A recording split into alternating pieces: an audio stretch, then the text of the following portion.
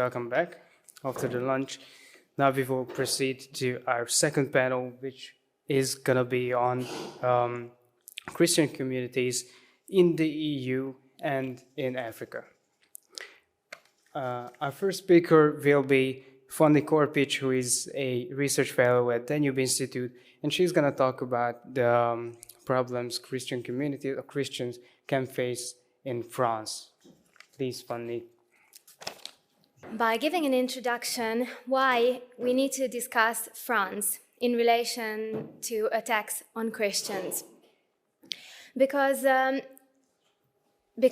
France is in Europe, France is predominantly a Christian country, so it might sound awkward having to talk about France in this context. But it is not, because even if, as they used to say, France is the eldest daughter of the Catholic Church, today Catholics in France can face attacks and can face violence as well. France, as part of the European civilization, is equally built on a Jewish-Christian heritage.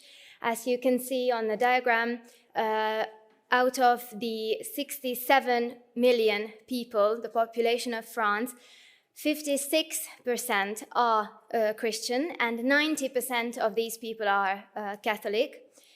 So most Christians in France belong to the Roman Catholic Church. And even there are more non-affiliated, religiously non-affiliated people in France, more than Muslims. And that is interesting because according to media reports and according to the public opinion, it is mostly Muslims that commit these attacks on Christians. But statistics show that this is in fact not true, because only 40% of the attacks are carried out by immigrant Muslim population, and another 60% are carried out by different radicalized groups, not necessarily Muslims. They can belong to other religious groups that do not agree with Catholicism, or they can be just people who overall do not agree with the church. To give a social overview and to explain an organic evolution that involved Christianity in France, I would like to discuss a bit the problem or the ideal of laïcité. Laïcité, roughly translated, means secularism, which is the fact that the French state wanted to separate itself from the church. Historically, during medieval times, the Roman Catholic Church had a very strong influence in France. And in the revolution, the revolutionary wanted to change this situation. They wanted to separate the church. That was the principle of laïcité. But this was only an ideal to be achieved later on, and in 1905 it was finally entered into legislation. So since 1905, laïcité is in fact part of the French law. Interestingly, immigration and the arrival of population that are non-Christian, and also the people that are non-Christian in France, started to increase this number, and they did not participate in that organic evolution that resulted in laïcité being introduced to legislation. And these tensions constantly grew because immigrant communities did not feel part of this political community that was based on the principles introduced in the revolution. As a result, and this is the data I found, that between 2008 and 2019, the attacks on Christians in France quadrupled. These do not necessarily mean direct attacks, physical attacks, but they can be attacks on religious symbols, such as churches or crosses or the attacks during events that relate somehow to Christianity. For example, Christmas markets or other Christmas or Easter events. This timeline I would like to show you in order to explain the differences between mass terror attacks and individual killings. Because as you can see in the right-hand column, during the 2015-2016 years, massive terror attacks were carried out in France that were not necessarily directed against Christians. They were directed against France, the French principle maybe of laïcité, but other mainstream other elements of the mainstream French culture. And after that, in 2019-2020, we could see these lone wolf killers that radicalized on their own, mostly at home in front of a computer. They felt excluded from mainstream French society. Therefore, they thought that because a huge percentage of French population is Christian, Christianity must mean the mainstream French culture, or at least an element of it. So they carried out attacks on people who belonged to this mainstream. So media often reports terrorism in France in relation to religious differences, and of course they are related, but not exclusively. There is this phenomenon, the Islamist separatism in France, that does not mean a territorial separatism, but it means the will to create a parallel society within the French mainstream society, and that is what leading French politicians describe as France being under an attack, because the very principles of the French nation are being under attack. What another interesting thing is that sometimes when there is a religious element in the explanation, in the aftermath of these attacks, they often talk about having suffered insults to the Muslim religion, and therefore they planned the attack. So they say, but these attacks sometimes are carried out against some religious symbol. So instead of trying to, creating harmony in society, or the will to create harmony, these religious groups try to insult the other. And the other type is individual killings. These people are called lone wolves because they do not belong to any serious terrorist networks. No one prompts them to do what they do. But they explain their actions by saying that they are very disappointed in the mainstream society, they are angry at it, and as I said, because they feel that Christianity and the Catholic Church is part of the French mainstream, that is the reason why they can attack people attending Mass, or they can set fire to churches or other religious institutions. Just to give some examples, these mass attempts, I want first to talk about the killings at the Charlie Hebdo weekly magazine. The reason for this attack was religious. However, it was not committed against people affiliated to religion, more like because they published cartoons of the Prophet Muhammad. The reason was that the Charlie Hebdo, as part of the French mainstream, as part of this mainstream culture that is built on the ideal of laicite, did not correspond to what the Muslim community finds right.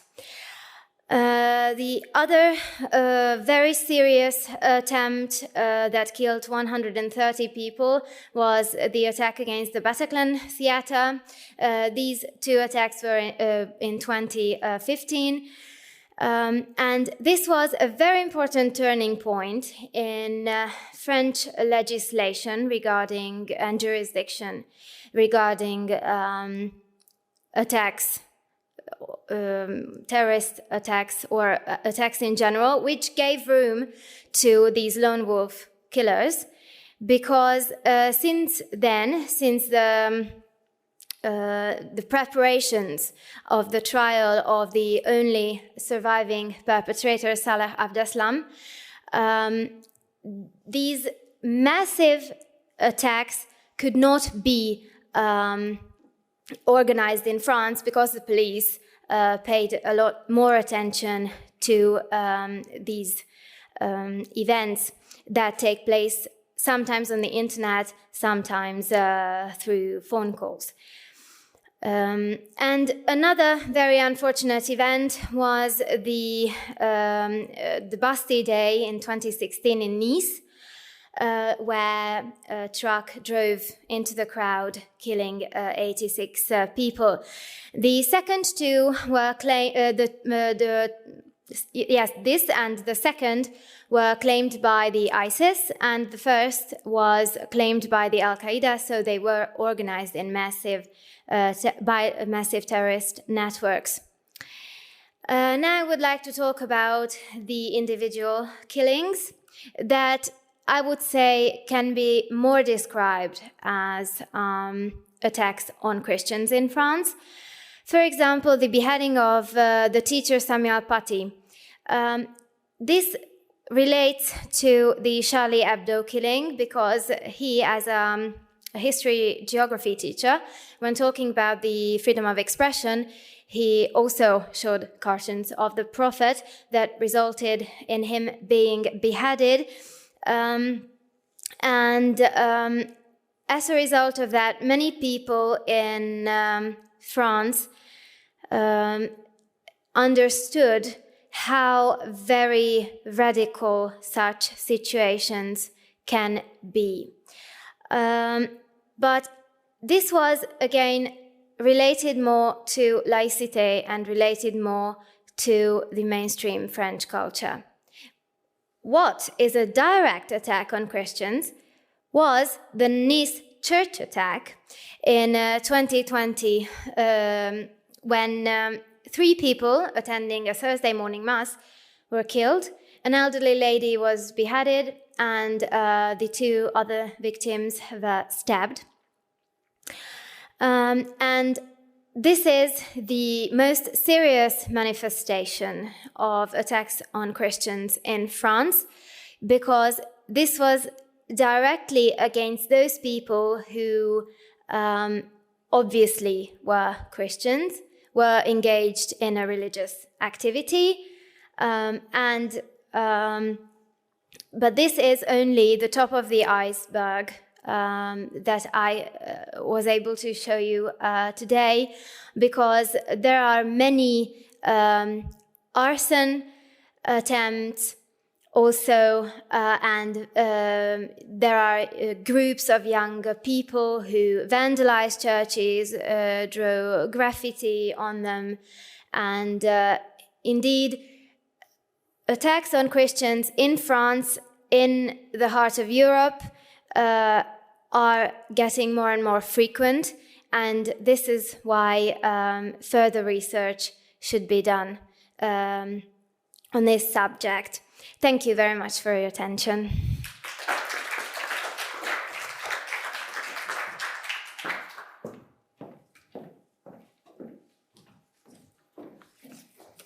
Thank you, Fanny.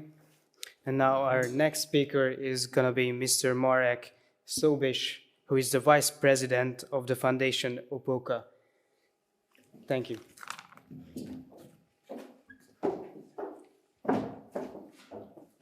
Thank you.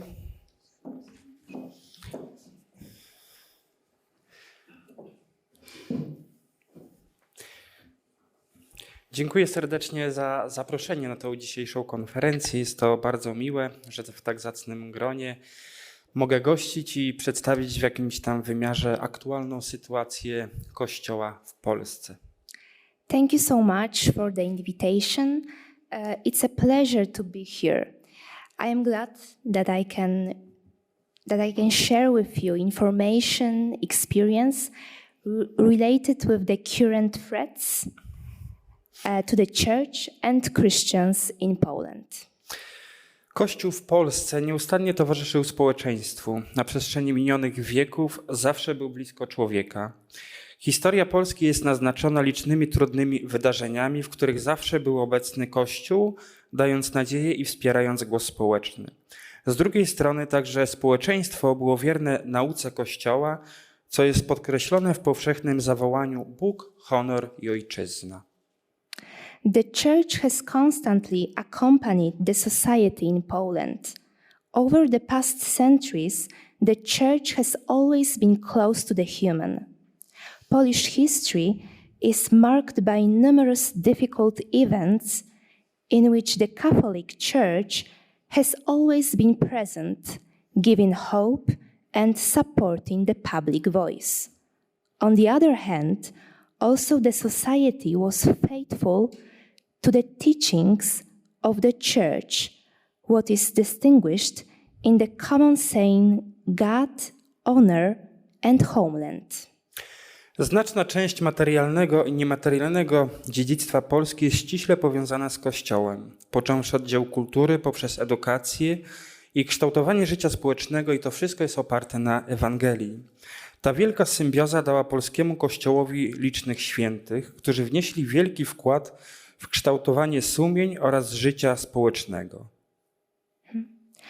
A substantial part of the tangible and intangible heritage of Poland is closely related to the Church, starting with works of culture through education and shaping social life based on the gospel.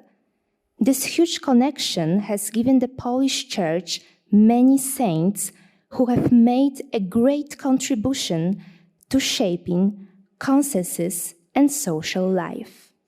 Ujmując teologicznie, wielką łaską dla Kościoła w Polsce XX wieku byli liczni święci. Warto wspomnieć o świętym bracie Albercie, który pozostawił życie, talent malarski na rzecz najbardziej odrzuconych przez współczesny świat, świętego Maksymiliana Maria Kolbego, który oddał życie w niemieckim obozie koncentracyjnym, świętą Faustynę, która dała światu kult Bożego Miłosierdzia, błogosławionego księdza Jerzego Popiełuszkę, kapelana Solidarności, błogosławionego Stefana kardynała Wyszyńskiego, który przeprowadził Kościół przez system komunistyczny, oraz świętego Jana Pawła II, papieża, który wniósł cenny wkład w budowanie Solidarności w Polsce, a także stawiał tamę rewolucji kulturowej, która poczynając od zakończenia II wojny światowej przechodzi do dnia dzisiejszego przez kolejne państwa na całym świecie. Theologically speaking, a lot of saints were a great grace for the Church in Poland in the 20th century. It's worth mentioning about Saint Brother Albert, who left a worldly life and great painting talent for the most rejected people by the contemporary world. It's worth mentioning about Saint Maximilian Kolbe, who gave up his life voluntarily for another person in a German contribution camp, which was located in occupied Poland during the World War II. It's worth mentioning about Saint Faustina, who, as a modest nun, had the revelation of Jesus, and thanks to her cause, the cult of divine mercy grew. It's worth mentioning about blessed priest Jerzy Popiełuszko, who was a chaplain of Solidarity and died a martyr's death from the communists' hands. It's worth mentioning about blessed Cardinal Stefan Wyszyński, who led the Polish Church through the communism. It's worth mentioning about Saint Paul II, John Paul II, who made a valuable contribution to the construction of solidarity in Poland, as well as set a dam for the Cultural Revolution, which has been passing on from the end of the World War II to the present day to another countries around the world. To między innymi dzięki polskim świętym Kościół w Polsce przeszedł przez trudny czas dla zachodzących przemian w myśli filozoficznej, kulturowej, społecznej, a także politycznej zwycięsko. Z jednej strony przykład własnego życia, odważne upominanie się o sprawiedliwość społeczną, posuniętą aż po prześladowanie, spajało polskie społeczeństwo wokół Chrystusowego ołtarza.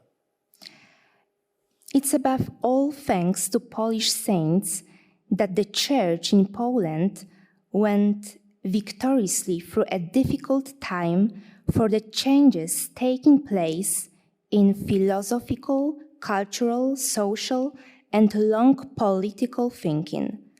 On the one hand, the example of one's own life, courageous demands for social justice, which moved to persecution. We are talking about Wyszyński or blessed priest Jerzy Popiełuszko, bounded Polish society around the altar of Christ. Współcześnie można zaobserwować, że zmienia się sytuacja postrzegania Kościoła w Polsce, a także jego oddziaływania na życie społeczne, kulturowe oraz religijne. W dużym stopniu dało się zauważyć, że po śmierci polskiego papieża w 2005 roku religijność Polaków przechodzi przeobrażenia. Nowadays, it can be observed that the perception of the Church in Poland is changing, as well as the indications of its influence on social, cultural, and religious life. It has been largely noticed that after the death of the Polish Pope John Paul II in 2005, the religiosity of Poles has been undergoing transformations. Bez wątpienia taki stan rzeczy w dużym stopniu jest również związany ze zmianami zachodzącymi także w świecie, sposobie komunikacji, postępującej cyfryzacji codziennego życia. Wirtualizacja codzienności ma bardzo duży wpływ zarówno na postrzeganie świata, kształtowanie tożsamości, ale także na jakość prowadzonych relacji międzyludzkich. Powszechnie wiadomo, że wirtualny świat wraz z dużymi koncernami mediów społecznościowych, czy też Netflixa, niesie ze sobą lewicowy światopogląd. To wszystko bardzo mocno wpływa, zwłaszcza na młode pokolenie.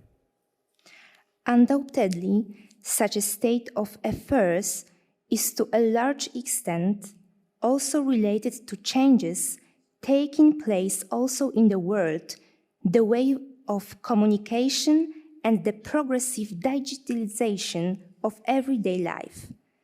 The virtualization of everyday life has a very large impact both on the perception of the world, shaping identity, but also on the quality of the established relationships. It's well known that the virtual world, along with large social media concerns or Netflix, carries a leftist worldview.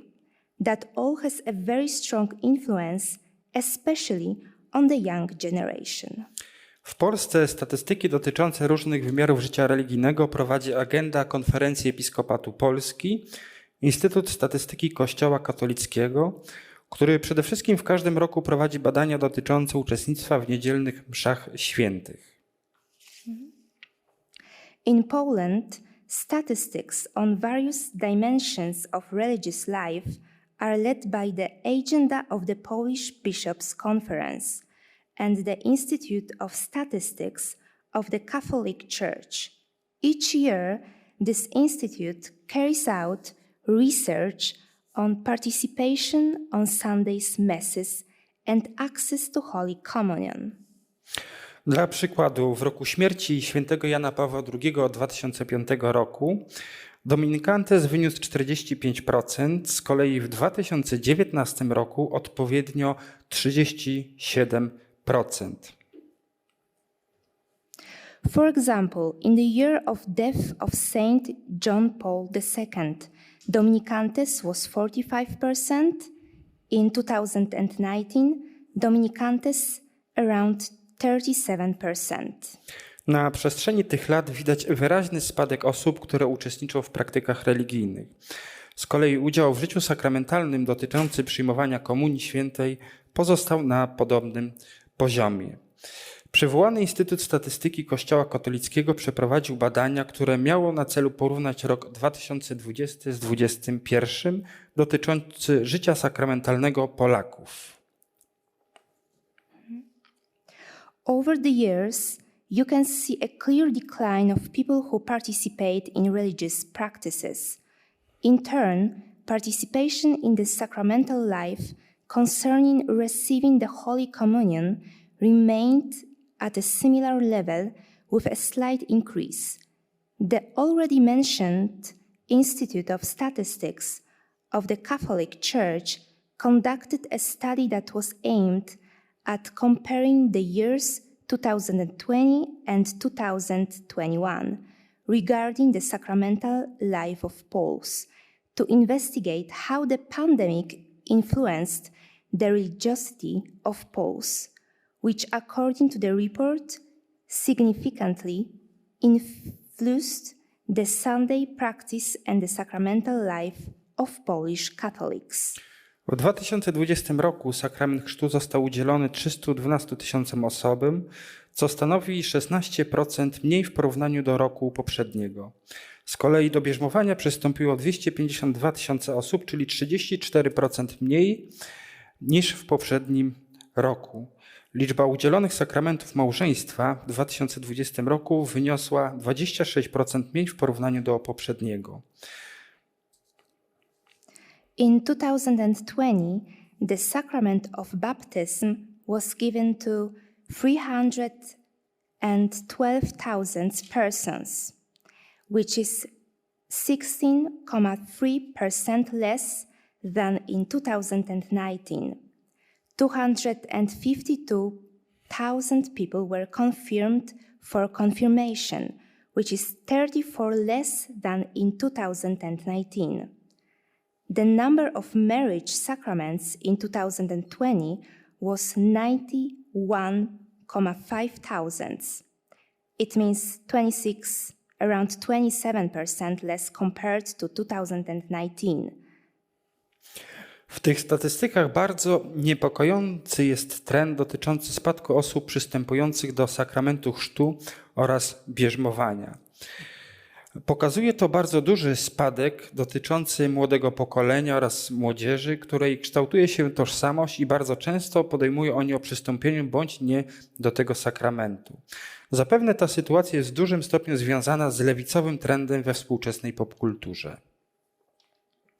In the statistics, the trend of decline in baptism and confirmation is very worrying. Contrary to appearances, the pandemic concerning restrictions had a negligible impact on the reception of these sacraments, unlike marriage. This shows a very large decline concerning the young generation, we are talking about parents and youth, whose identity is being shaped, and they very often undertake to join or not to this sacrament.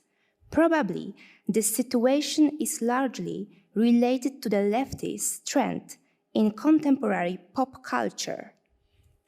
Zmiany, które zachodzą w życiu religijnym wśród Polaków, także są widoczne w licznych atakach nienawiści wobec chrześcijan w Polsce. The changes that take place in religious life of Polish people are also visible in the numerous attacks of hatred against Christians in Poland. W pewnym sensie miarodajnym odzwierciedleniem jest zestawienie statystyk dotyczących naruszania wolności religijnych, których dotyczyły postępowania karne w latach 2003-2016. Chrześcijaństwo ataków było 105, co stanowi 93% względem innych wyznawców. In a sense, a decisive reflection is the compilation of statistics on the violation of religious freedom, profanation of holy places, which were related to criminal proceedings in the years 2003 to 2016. Christianity 105, which is over 92% compared to other believers. Z kolei w samym roku 2019 przypadki odnotowanych aktów naruszenia prawa do wolności religijnej wynoszą 64. W tym fizyczne ataki na miejsca kultu 15, ataki na wizerunki, symbole religijne 17, ataki na duchownych i świeckich 5, akty mowy nienawiści wobec chrześcijan 27. Większość z tych aktów związana jest z ruchami lewicowymi, w tym środowiskami ruchu LGBT. In 2019 alone, cases of reported attacks of violations of the right to religious freedom 64, including physical attacks on the place of worship 15, attacks on religious images, symbols 17, attacks on clergy and laity 5, acts of hate speech against Christians, we are talking about parody, profanations, etc. Repressions for the sake of Christians' values, 27. Most of these attacks are related to left-wing movements, including LGBT groups. W październiku 2020 roku Trybunał Konstytucyjny w Polsce stwierdził, że aborcja nie jest zgodna z konstytucją, opowiadając się tym samym za całkowitą ochroną życia od poczęcia do naturalnej śmierci. In October 2020, the Constitution Tribunal ruled that eugenic abortion was inconsistent, thus advocating the complete protection of life from conception to natural death. Po tym wyroku Trybunału rozpoczęły się masowe protesty w całej Polsce organizowane przez środowiska lewicowe. W niedzielę 25 października 2020 roku miały miejsce protesty przed i w kościołach pod hasłem Słowo na niedzielę. After this judgment of the tribunal, mass protests across Poland began, organized by left-wing circles. On October 25, 2020, on Sunday, there were protests in front of and in churches under the slogan Word on Sundays.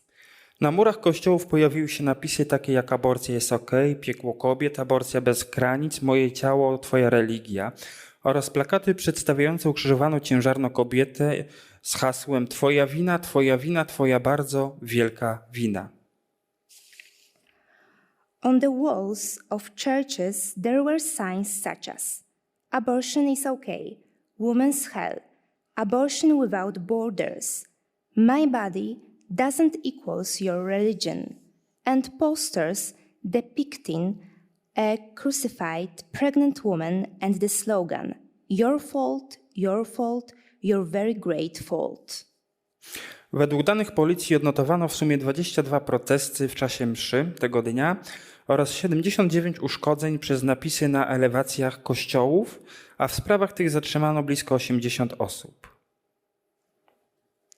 According to the police data, 22 protests during the Mass and 79 damages due to inscriptions on the facades of churches, including historic ones, were recorded in total and nearly 80 people were detained in these cases.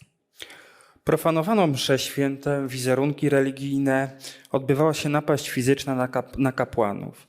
Skala nienawiści względem instytucji Kościoła spotęgowała się w tych bardzo mocno względem lat uprzednich. Masses and religious images were profaned, physical assault on priests. The scale of hatred towards the institution of the church has increased in these days very much in relation to previous years. W krótkim referacie nie sposób jest opisać wszystkich przypadków nienawiści wobec chrześcijan, jakie zachodziły w ostatnim czasie w Polsce. Widać, że niestety przybierają one na sile i stają się coraz śmielsze. Jest to zjawisko niepokojące.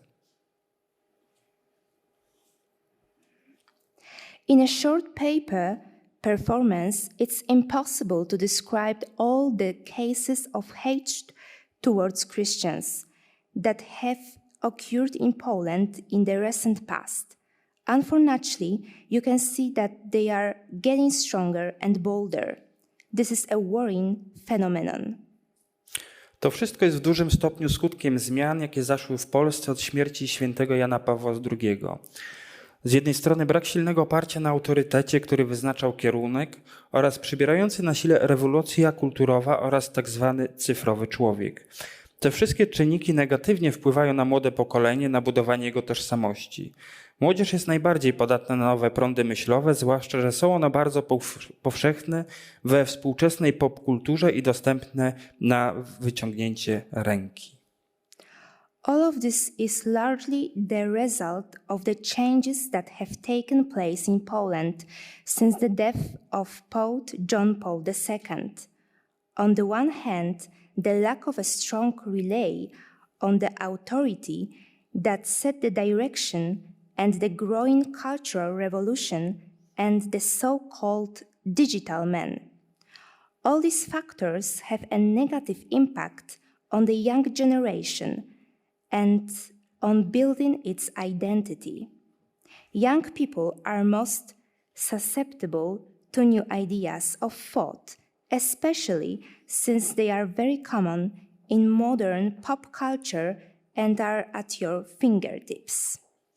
Czynnikiem, który może odwrócić trend społecznych przeobrażeń, jest konieczność zainwestowania w nową przestrzeń kulturową, która będzie oparta na wartościach cywilizacji łacińskiej.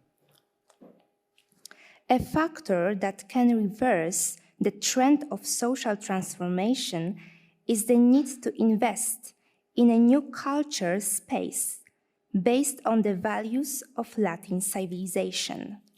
Jednym z najbardziej poważnych zagrożeń dla Kościoła w Polsce jest właśnie ta przestrzeń współczesnej kultury, która jest na wskroś lewicowa. One of the most serious threats to the church in Poland is precisely this space, the space of contemporary culture, which is completely leftist. Otrzymują ona potężne środki finansowe od zagranicznych podmiotów na realizowanie swoich celów. Chcąc przeciwdziałać prześladowaniom, warto wziąć pod uwagę, aby skoncentrować się na przyczynach takiego stanu rzeczy i postarać się działać uprzedzająco, przygotowując nową ofertę kulturową dla młodego pokolenia, która będzie oparta na klasycznych wartościach prawdzie, dobru oraz pięknu. It receives enormous financial resources from foreign entities to achieve its goals. In order to counteract persecution, it's worth taking into account the reasons for the state of affairs and trying to act in advance, preparing a new cultural offer for the young generation. which will be based on traditional values, the true, the good and the beauty. I tak naprawdę w gruncie rzeczy największym wyzwaniem wobec prześladowania to jest właśnie cały ten prąd lewicowy, który w jakiś sposób trzeba go spróbować z nim się spotkać, zmierzyć i przeobrazić na to po to, żeby w jakiś sposób młodzi ludzie mogli z tego wyjść zwycięsko i przede wszystkim Kościół w Polsce i żeby te prześladowania, one coraz po prostu ustępowały. Conclusion, when we are talking about persecution, it's related with cultural revolution. The church in Poland defends traditional model of marriage and also family. And this is related with left-wing groups which attack the church and also Catholic people in Poland. Dziękuję za uwagę. Thank you so much for your attention.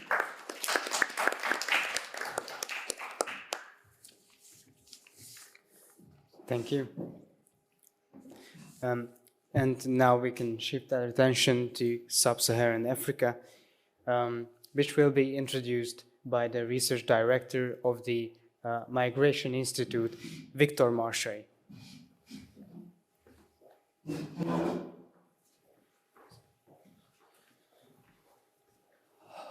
Welcome, ladies and gentlemen.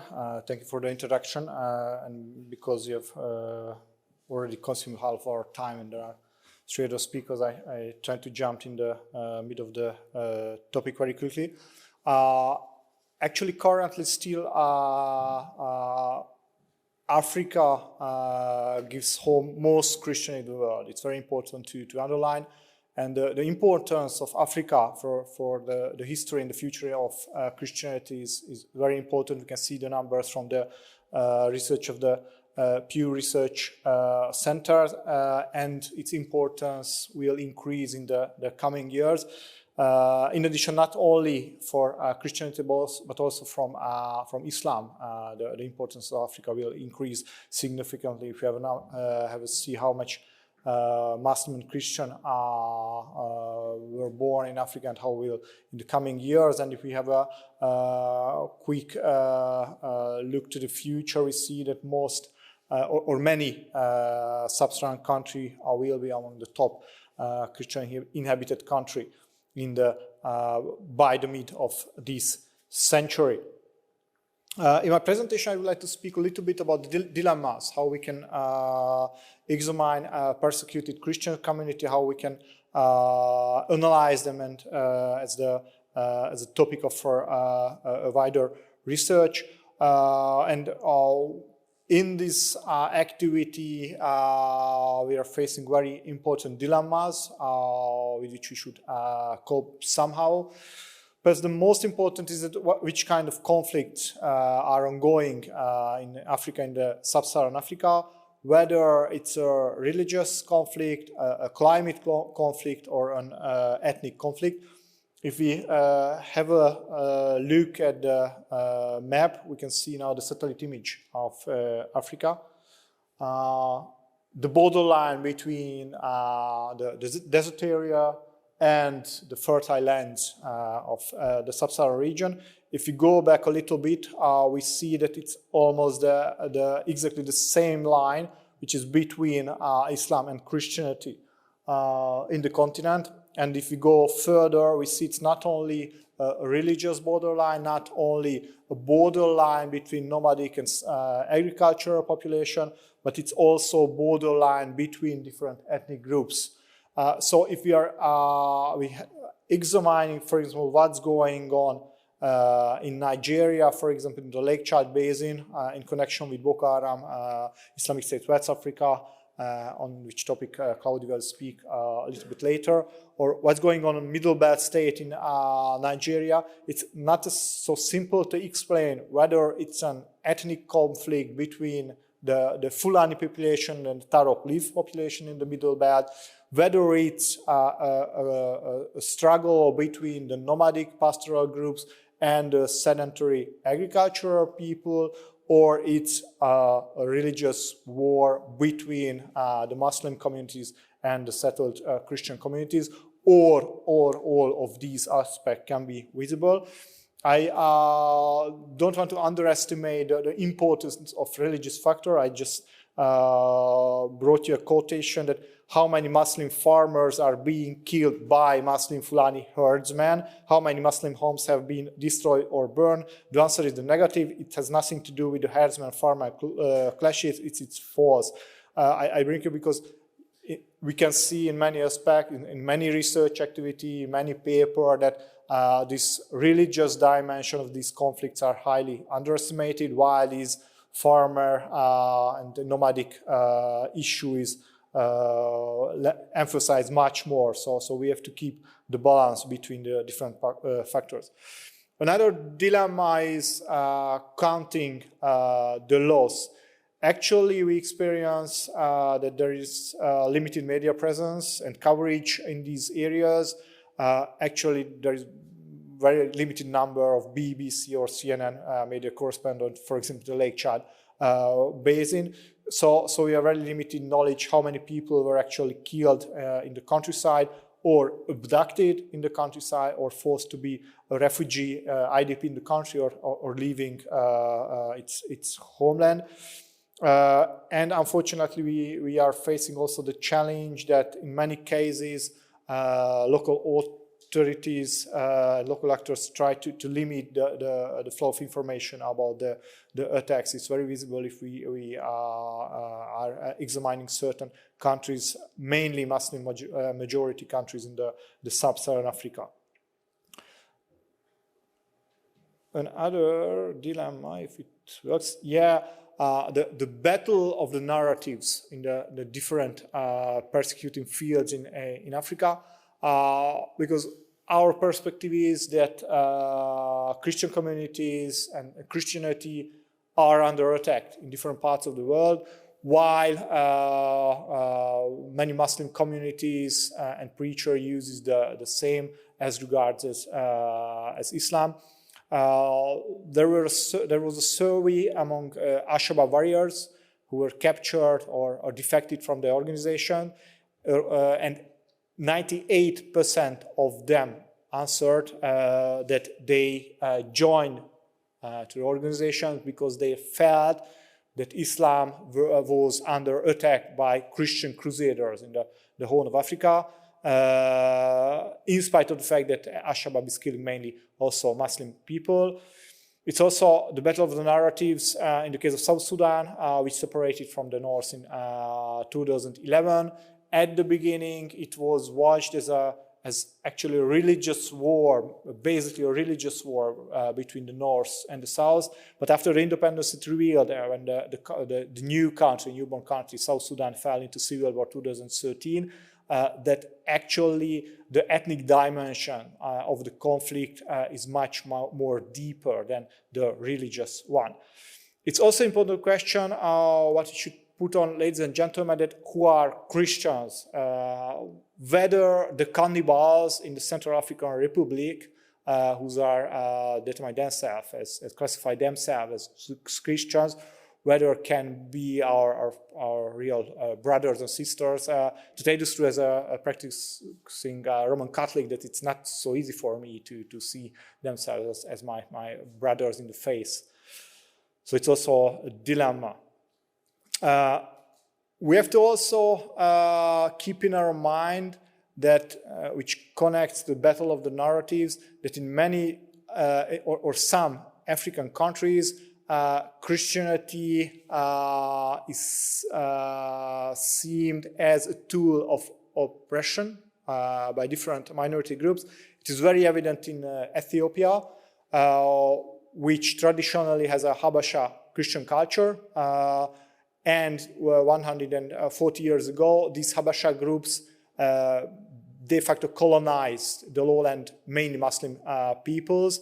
And this rhetoric that we have been colonized by the Christian Habasha people appeared, for example, in the riot 2018 in the city of Jijiga when the mob attacked the Christian Orthodox and Highlander Christian church in the city. But this narration also presence in Kenya a Christian majority country, in the Muslim groups, cited, for example, the Wagalla massacre 1984, when approximately 3,000 Muslim men were massacred by the Christian Kenyan security forces, or just 8 years ago during Operation Usalama Watch, which was an answer by the Kenyan authorities for the terrorist attacks in different parts of Kenya, which could be useful, but actually what happened was an indiscriminated collection of Muslim men in different parts of Kenya and collecting them to a stadium among very harsh conditions, which actually not mitigated the tension between the communities, but I'm definitely convinced just it stoked it. Another dilemma is the case of attention, paying attention for the persecuted groups, because sometimes it's a blessing, but it's sometimes a curse. In most cases, I think we can state that it's a blessing and we have to raise the topic. But in some cases, for example, Christian communities in Somalia, which according to different rumors, estimations, some hundred people or 1,000 maximum, it can be a challenge for them because now they live hiding in the society. Likely their Muslim neighbors know that they are Muslims, Christians, but Al-Shabaab, the terrorist group in the country, doesn't know it, and it's very good that they don't know it, because otherwise they will be attacked by the group, definitely. So actually, I think raising the issue of Somali Christians just increase their suffering, not to mitigate it. And just some concluding remarks that yes, there is definitely a systematic persecution of Christians in the continent, but there are other conflicts which is sometimes also contributed and make much more problematic to determine what's going on the ground. It is a highly under-reported story, but we must be extremely cautious to be credible, demonstrating what's going on the ground, to understand the circumstances and the other motivation behind the conflict, for example, ethnic or ethnic background, or how lifestyle and life mood contribute to the struggle, and not to stoke but to mitigate the existing tension between the communities, and to act effectively in these regards. So, thank you very much. I finished now. Thank you. The next speaker will be Zsófia Tóth-Bíró, a research fellow at Danube Institute, who's going to talk about Sudan. Thank you, Tamás, for the introduction. Yes, here it is. So, in order to understand the situation of Christians and Christianity in today's Sudan, it is important to take a quick look at the country's history, geography, and economy. Yes.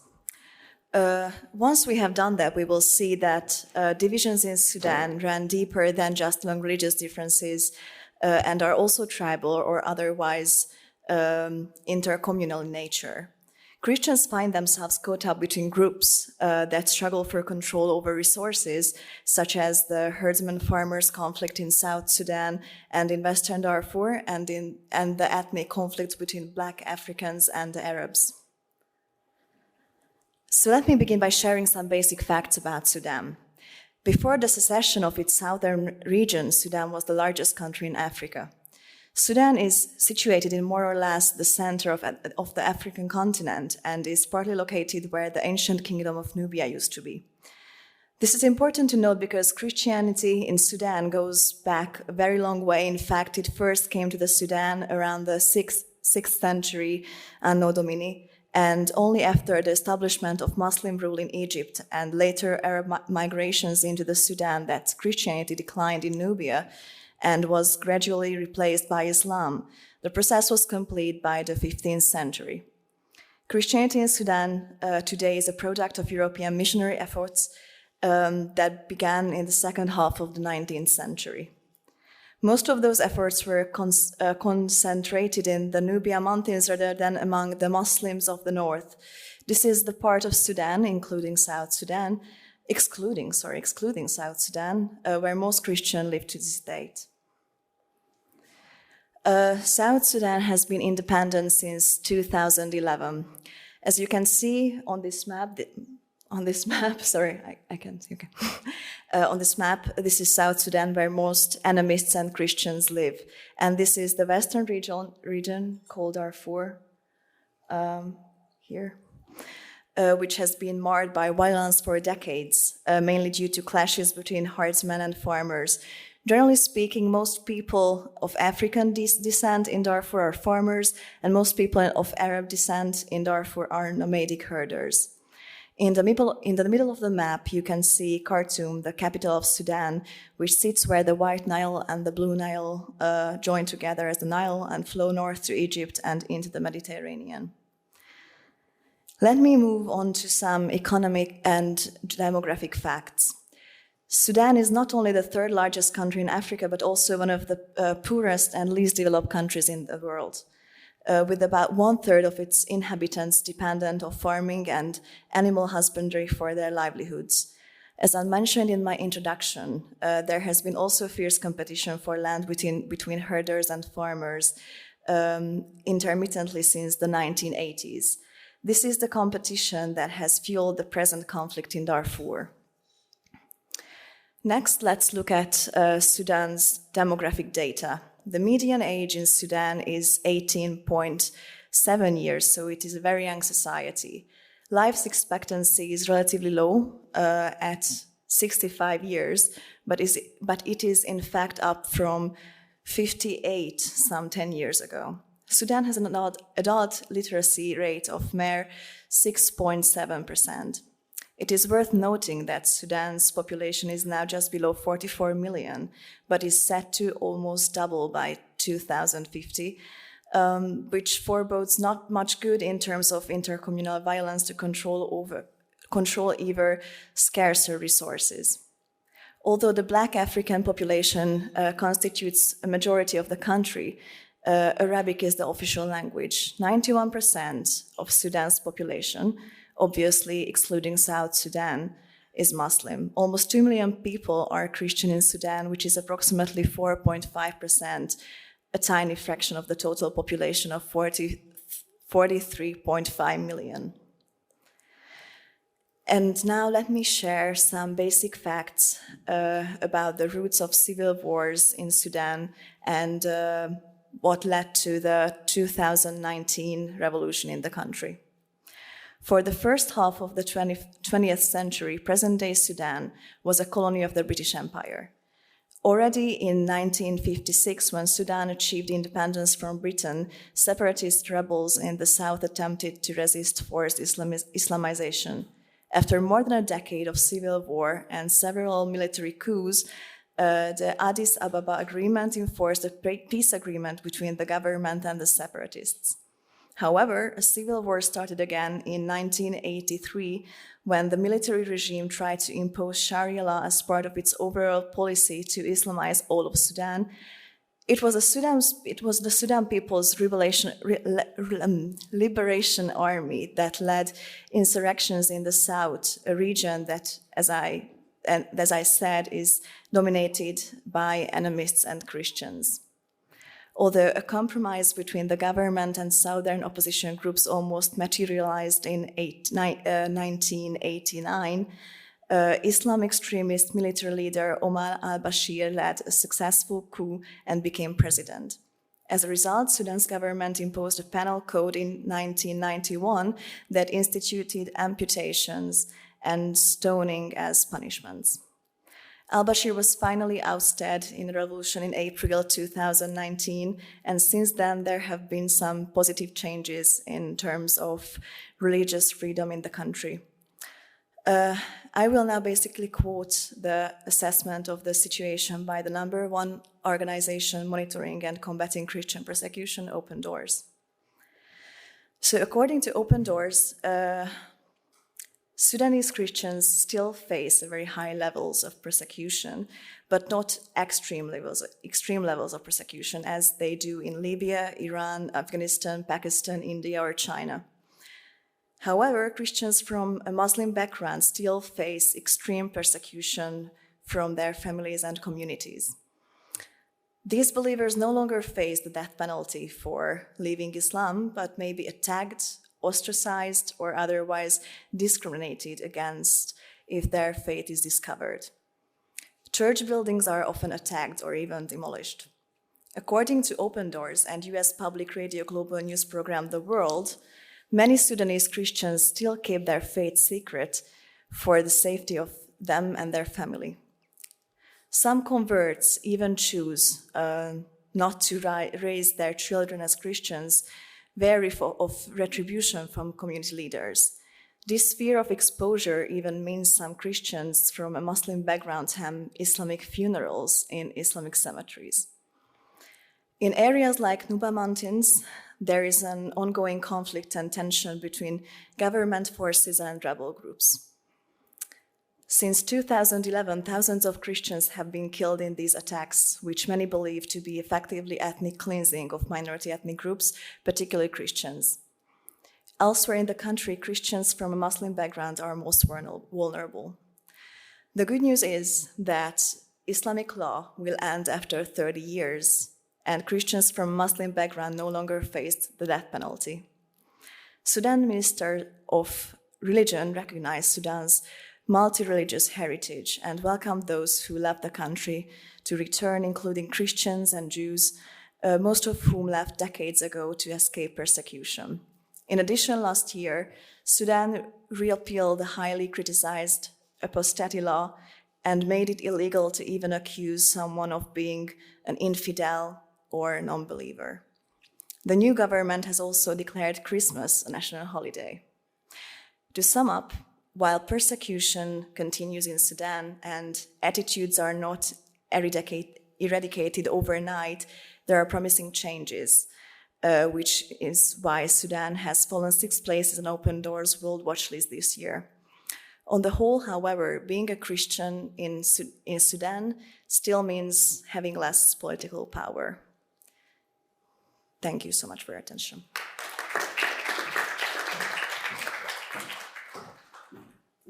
Thank you. Now I invite Claudia Toth, a research fellow of the Migration Institute, to the floor to hold her speech on the situation in Nigeria.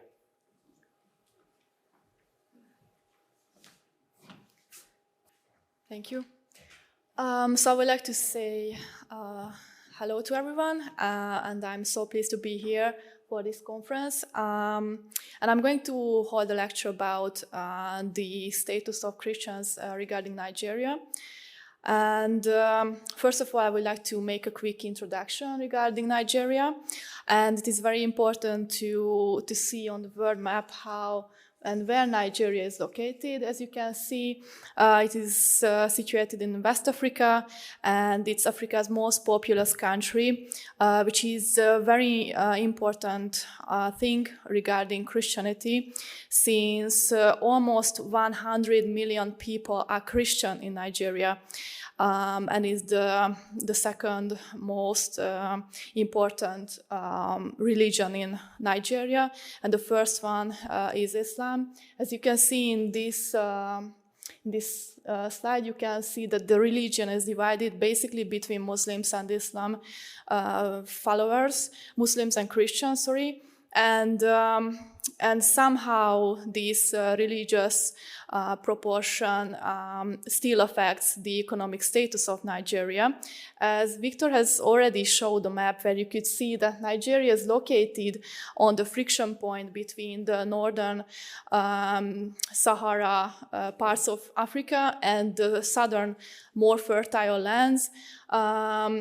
The Muslim population basically lives on the northern parts of Nigeria, And on the southern, more fertile lands, Christians populate the country. And on the southern parts of Nigeria, you can find a lot of oil fields and oil refineries that generate growth in the southern parts of Nigeria still. However, on the northern parts are still lacking behind, and the poverty is more common on the northern parts of Nigeria. I brought a diagram where you can see how religious groups are connected to each other and what's the proportion of them. As Dr. Kaplan has made the methodology, like we are going to examine the violence against Christians at 3 different levels. The first one is the intercommunal violence. I just missed the first slide, but it's going to be the national level, where how the national governments put pressure on Christian communities. And this slide wants to demonstrate that the person of the president is very important in Nigeria, since from 2015, Nigeria has a Muslim president, and before that they had a Christian one, and now it seems that Christians are lacking behind because Muslim communities often oppress Christian communities, also in the northern parts and even in the southern parts of Nigeria as well.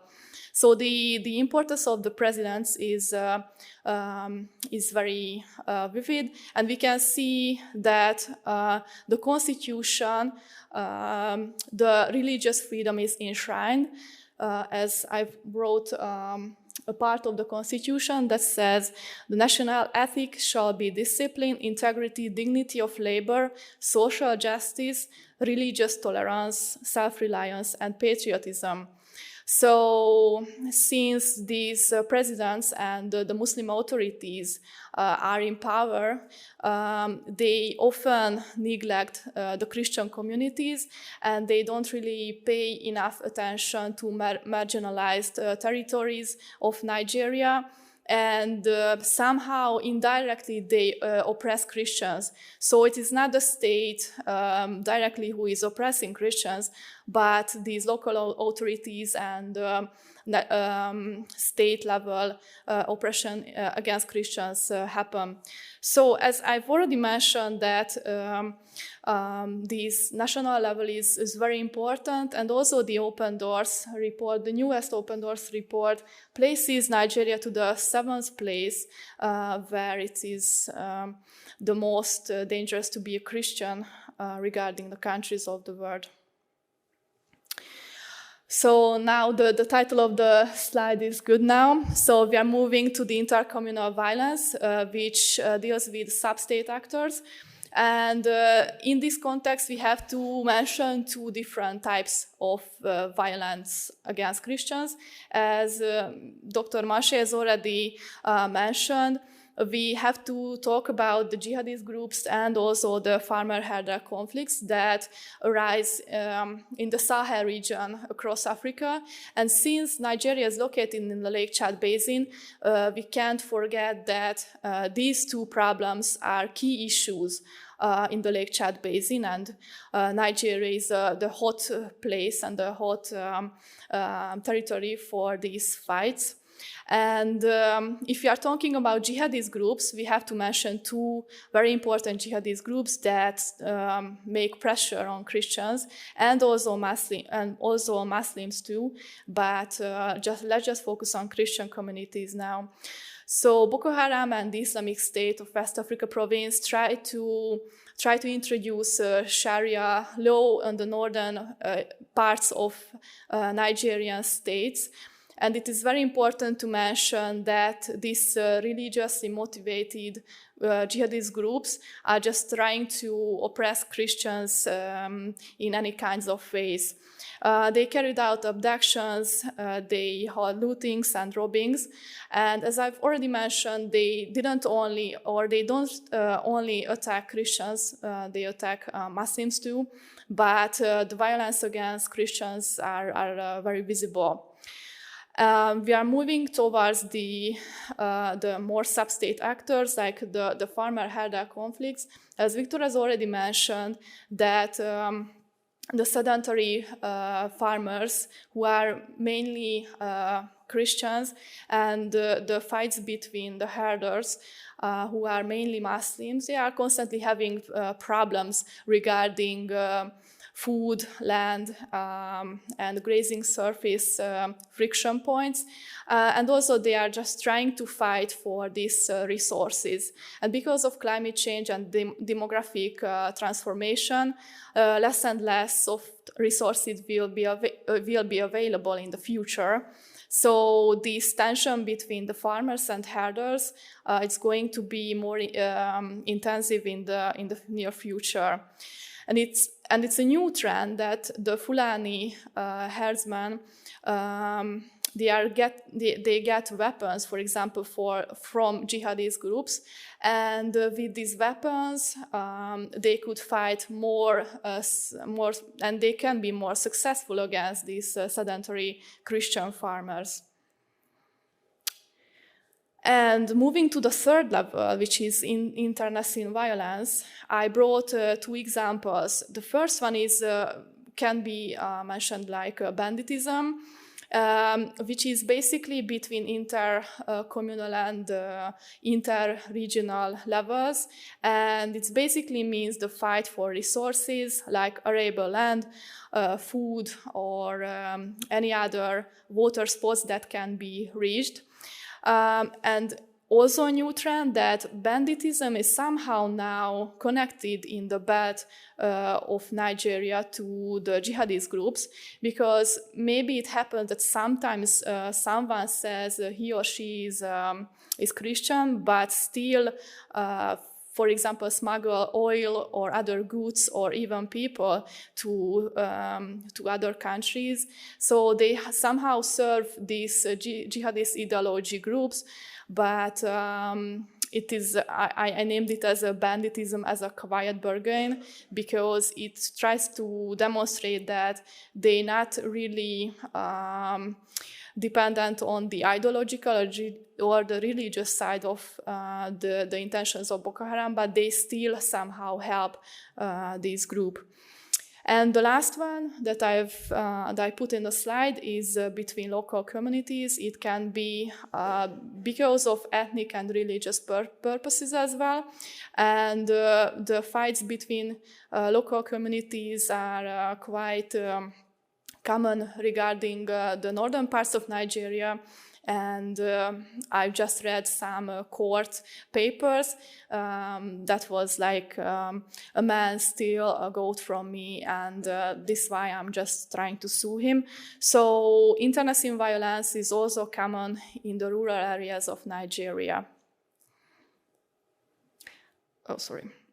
So for a conclusion, I would like to underline three different and very important points.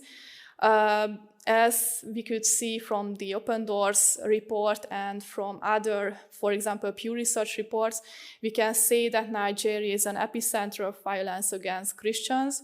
And during the years, it is ranking higher in this aspect. So in the future, we have to pay more attention to Nigeria and to that 100 million Christians that nowadays reside in Nigeria. The second conclusion is that jihadist groups and bandits are just growing threats to Christian communities. And in the future, I hope that the government that will be elected next year will fight more and more enthusiastic against jihadist groups. And I hope these communities can find peace in the near future. And the third, but the last one is, the next election could be a game changer and an icebreaker for Christian communities, because maybe if a Christian leader from APC could win, it could mean somehow help for the Christian communities. And I'm so curious about next year's election, so we will see what happens. So I would like to say thank you for your attention now.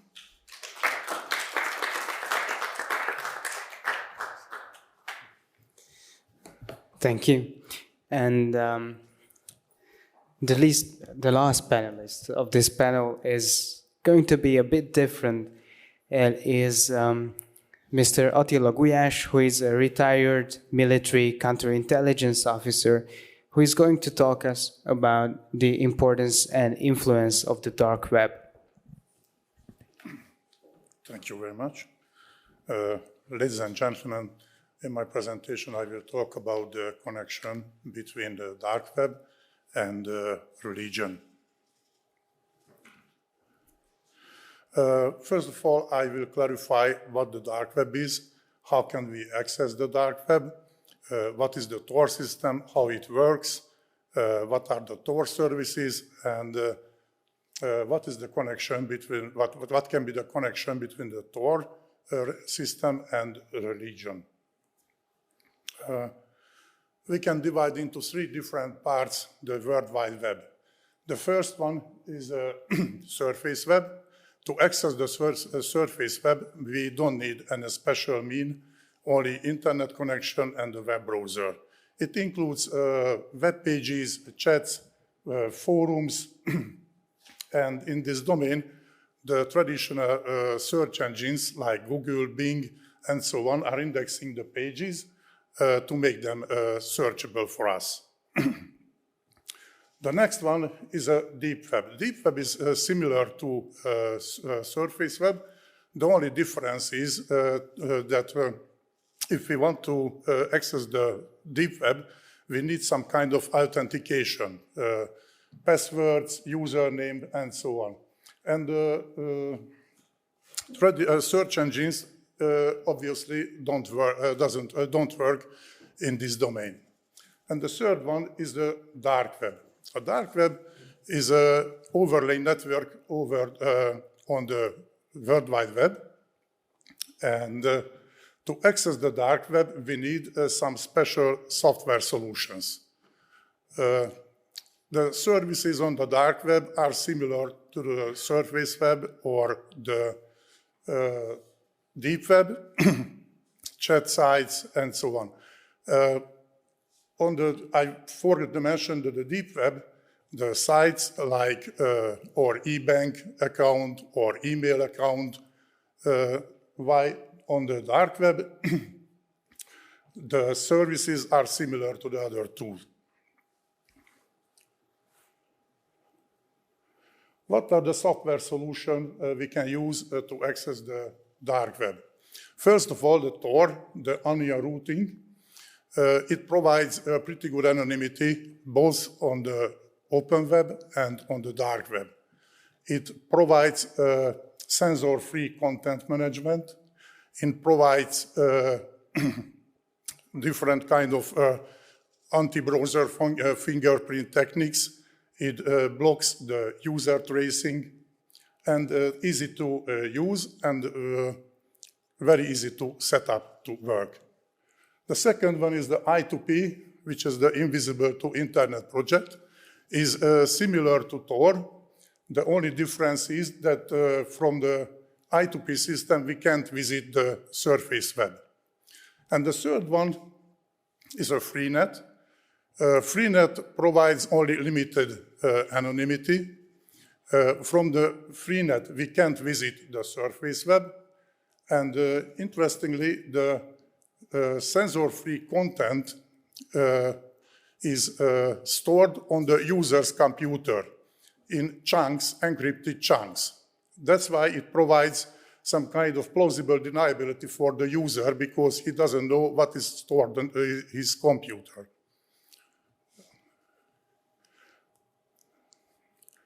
To see how works the Tor system, how to provide these features I listed above, let's see how it works the system. First, the way of work of the Tor system is based on the two keys encryption. So we have a private key and public key. The Tor system elements are on the slide. You can see a directory server, user, nodes.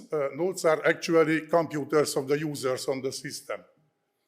and exit node, which is also a computer, but it has a special role. I will talk about it later. And xy.com is a sample free surface web service. In this example, I will present how works the system when the user wants to connect to the surface web service. When the user connects to the system, first it downloads from the directory server a small database. In this database, you can find the addresses of the computers on the system.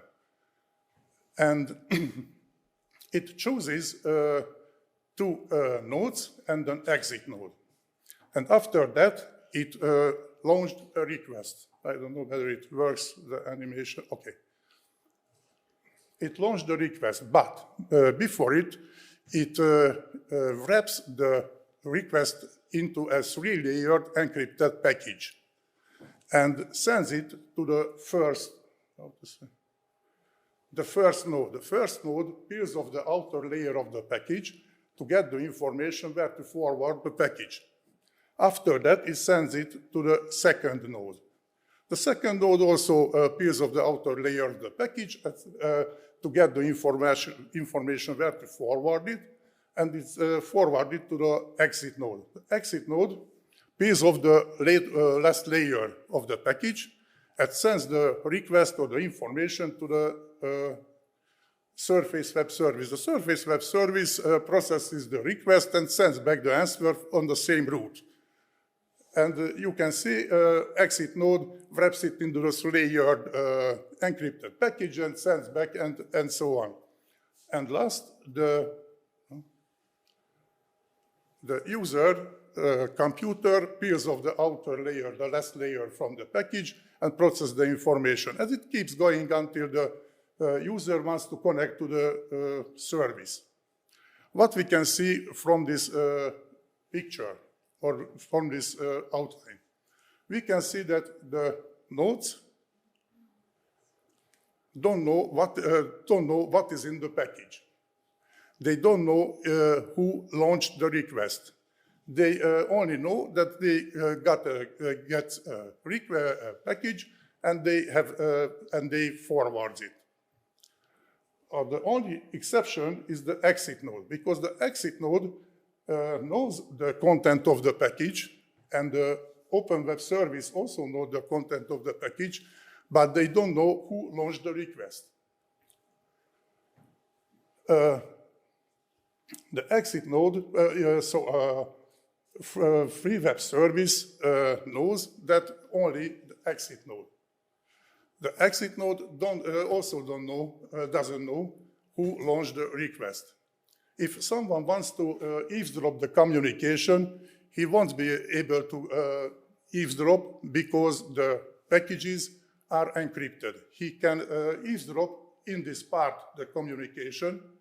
That's why the user has to be careful of what he sends through the network, because he sends his email address or phone number, reveals his or her identity. Let's see the next. Okay. Why use the Tor? As I demonstrated, it's easy to install, easy to use. It provides pretty good privacy. It provides geographical privacy as well, censorship-resistant communication, censor-free content management, and wide variety of services.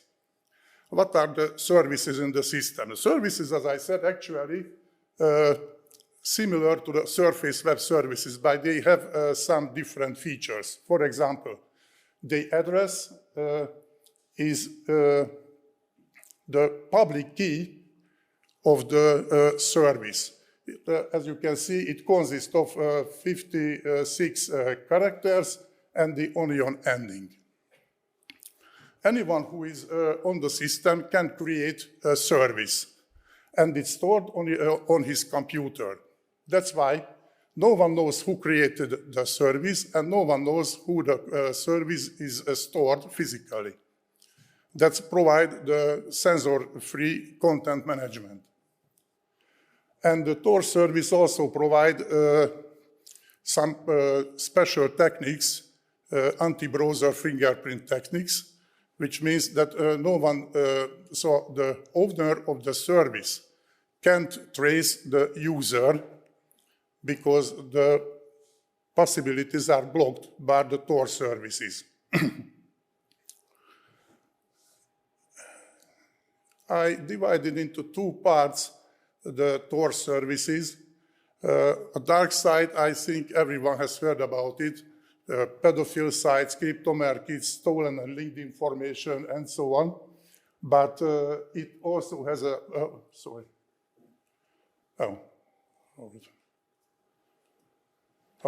It also has a white side. In oppressive countries where the politically opponents or peoples who are persecuted because of their religion can use the system to share their information, get new information, communicate with each other. And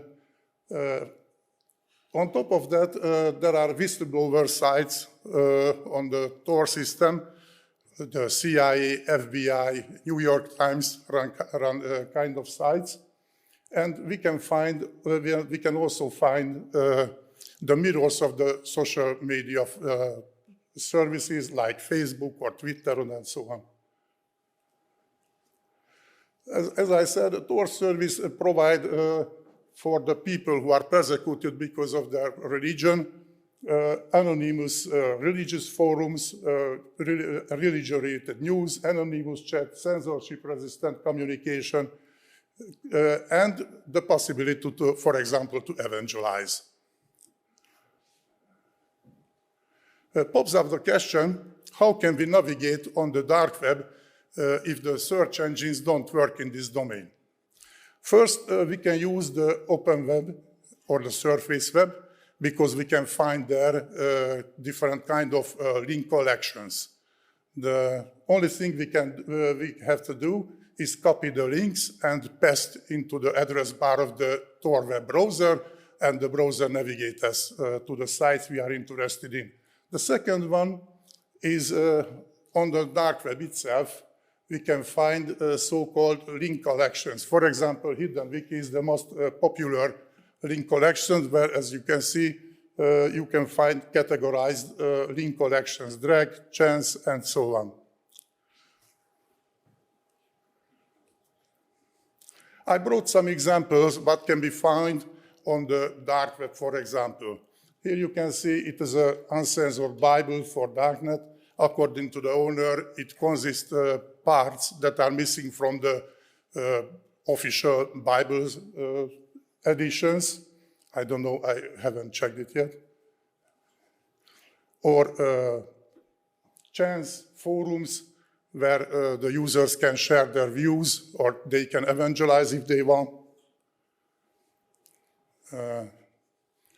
News sites where can get new information,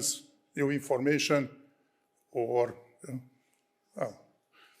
and we can find reports and information on special events that are, for example, missing from the open web because of the censorship. As you can see, there you can see events, news channels, and so on. I think we can use this domain because we can find in this domain relevant and additional information to our research project. Thank you for your attention.